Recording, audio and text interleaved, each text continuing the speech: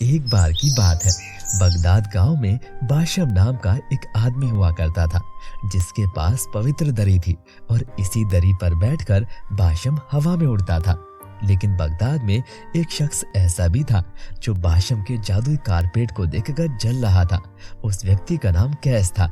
जब उसने बाशम को जादुई कालीन पर हवा में उड़ते हुए देखा तो वो ईर्ष्या की आग में अंगारों में जल गया। कैस ने अशरफियों का लालच देकर बाशम के जादुई कालीन को हड़पने की कोशिश की, लेकिन वो सफल नहीं हुआ। कैस एक बहुत ही क्रूर व्यक्ति था। उसने बाशम को मारने और उसका जादुई कालीन चुराने की योजना बनाई। उसने बाशम को मारने के लिए भाड़े के हथियारों को काम पर रखा। कैस 2 आदमियों को अशरफियों की पोटली देता है। याद रखना, हाशिम को मारना और उसकी लाश को कहीं गाड़ देना और उसका उड़ता हुआ खटोला मेरे पास लाना। उसके बाद तुम्हारा काम हो गया। आप बेफिक्र रहो सरदार, हम अपने काम में बड़े निपुण हैं। हम किसी को ये जानने नहीं देंगे कि हमने बाशम को मार डाला और गाड़ दिया। मैं भी यही चाहता हूँ कि किसी को पता ना चले कि बाशम मर गया है।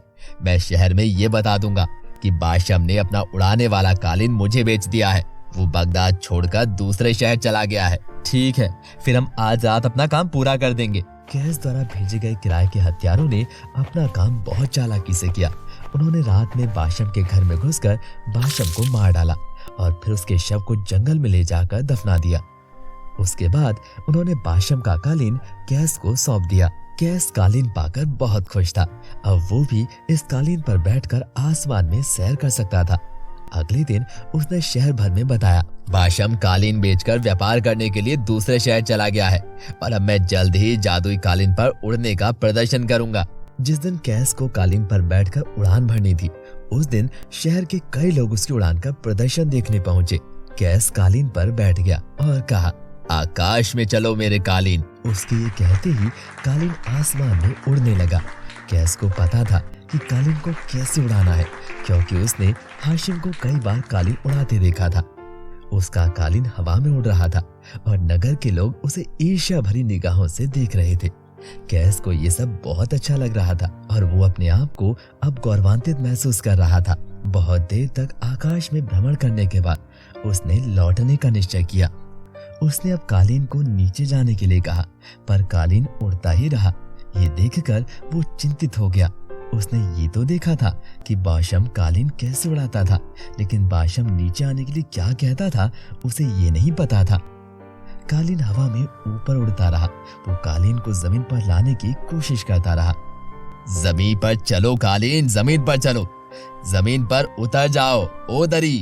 कालीन को जमीन पर उतारने के लिए उसने अपने सभी प्रयास किए, लेकिन अपने सभी प्रयासों के बाद वो 2 दिनों तक भूखे प्यासे कालीन पर ही बैठा रहा और अंत में कालीन से उठा और कूद गया। इतनी ऊंचाई से गिरने से उसकी मौत हो गई। इस प्रकार उसे बाशम के साथ किए गए अन्याय का फल मिला।